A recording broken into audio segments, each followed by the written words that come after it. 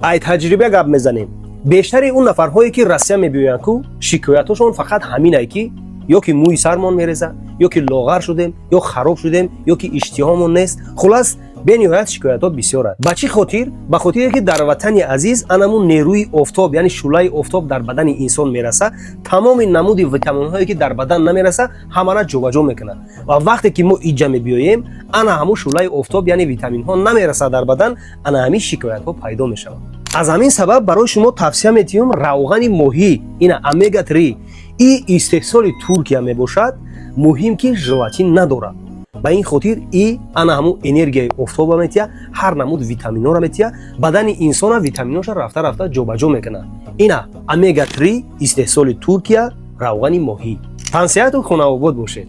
омега 3